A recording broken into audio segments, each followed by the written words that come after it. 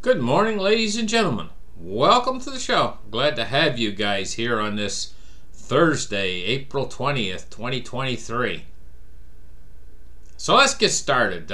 First thing I want to talk about here is massive protest scene sees demonstrators call for Czech government's resignation. So here we go. We got a big protest that's calling for the resignation of the government in the Czech Republic. Let's see what it says here. It says, amid mounting economic woes, thousands of flag-waving Czech-filled Prague, that's their big city, Prague, in a place called Wenceslas Square on Sunday afternoon to demand the resignation of the country's five-party coalition government, with many urging peace in Ukraine and for the Czech Republic to leave NATO. So the protesters want the Czech Republic to leave NATO, and they also want the five-party coalition government to step down, a resignation of the five-party government.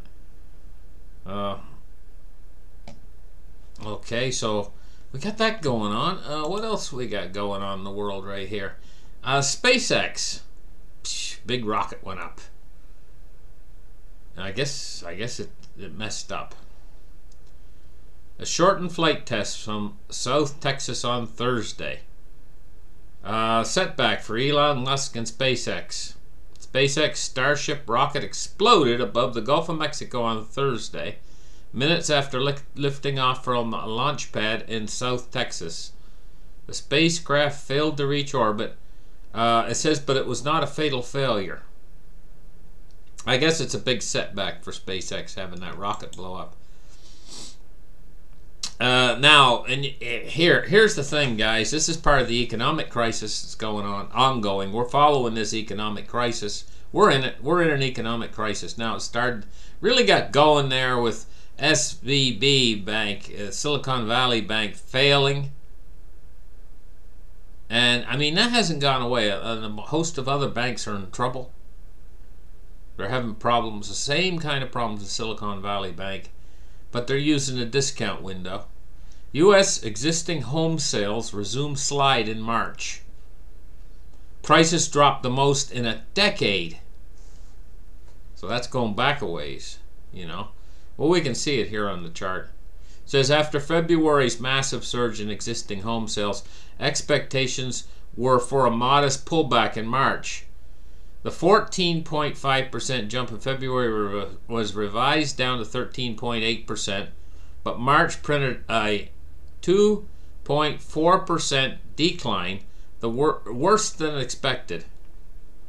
So home sales, existing home sales, are off big time right now, and prices are dropped.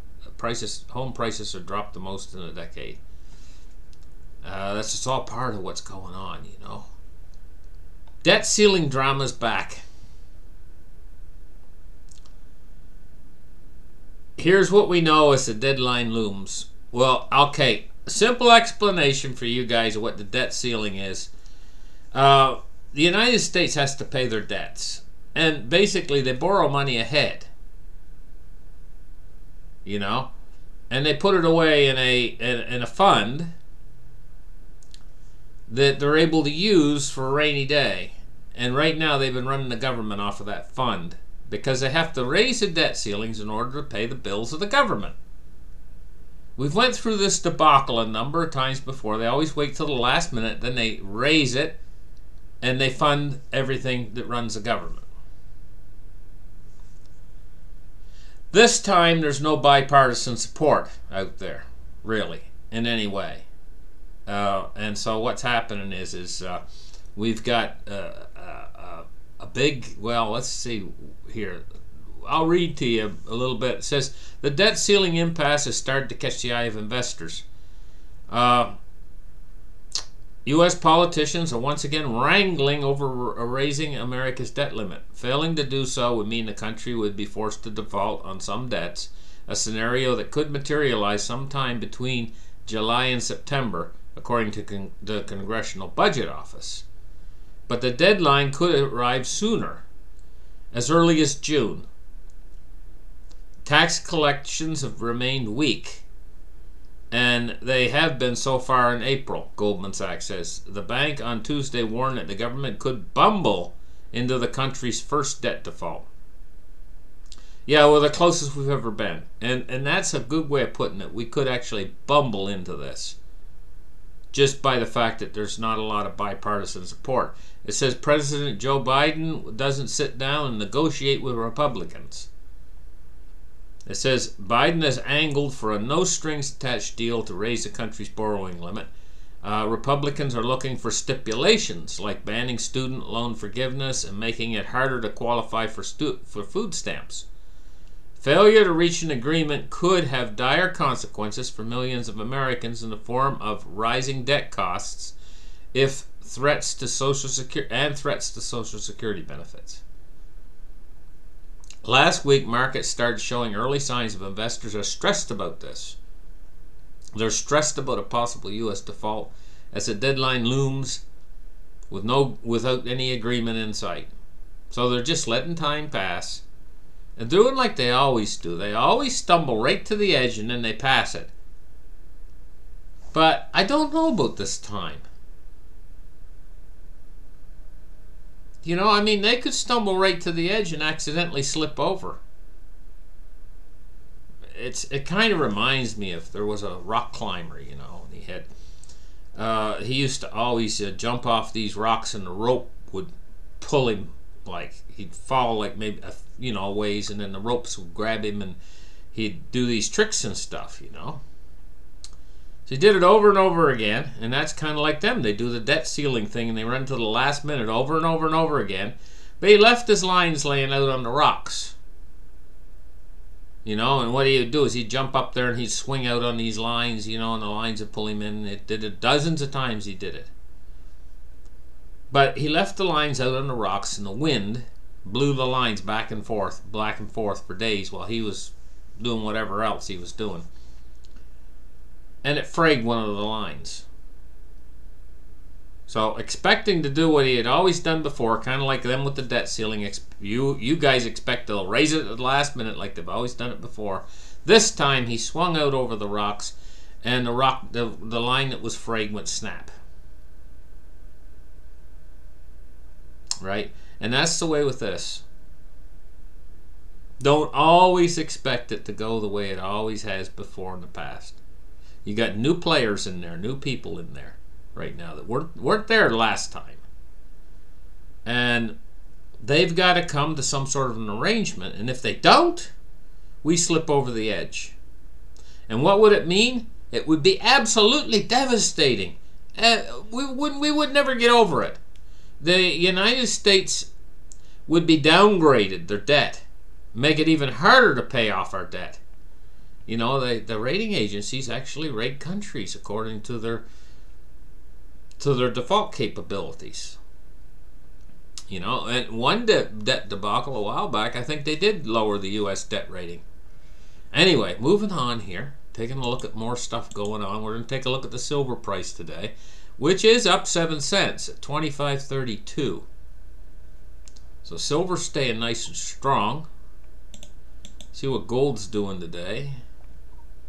Gold is $2,003. It's up $8.50. So gold's having a little bit of treading water here to try to keep its head above the $2,000 mark. Crypto today, we're seeing Bitcoin took a little tumble. It was over 30,000 yesterday. Today it's 28,712. And Ethereum today is 1967. Oh, that was a good year, guys. 1967. Now, taking a look at the Dow Jones Industrial Average, we're down 62 points on the day at 33,834. Taking a look at crude oil. Crude oil is $77.44. It's down $1.72. Now, that's a fairly big drop for crude. So, I wanted to check the copper prices today, you know, in comparison to crude as indicators. Now, crude's down significantly, 2.17%. today. And looking at copper as an indicator, it's not really down. It's been going along and slowly climbing since since around July 15th, 2022 was a marker, and we've seen it slowly trending upwards. It started at $3.21, now it's $4.06 per pound on the copper futures here. So keeping our eye on copper. I mean, it could start to trend downward too if we start to get a some sort of a recession setting in. Bonds and rates today. We're looking at falling yields today. 30 years at 3.74. It's fell 4 basis points. And the U.S. 10 years at 3.53. It's fell 6.3 basis points. People really do tend to run into treasuries as a safe haven asset. We're going through stormy economic times right now, and they still haven't really fully turned to gold. They're looking at treasuries for yield. They believe also that treasuries can never go wrong. That treasuries are like, they know that the United States government will make good on its debt no matter what, because they got a printing press.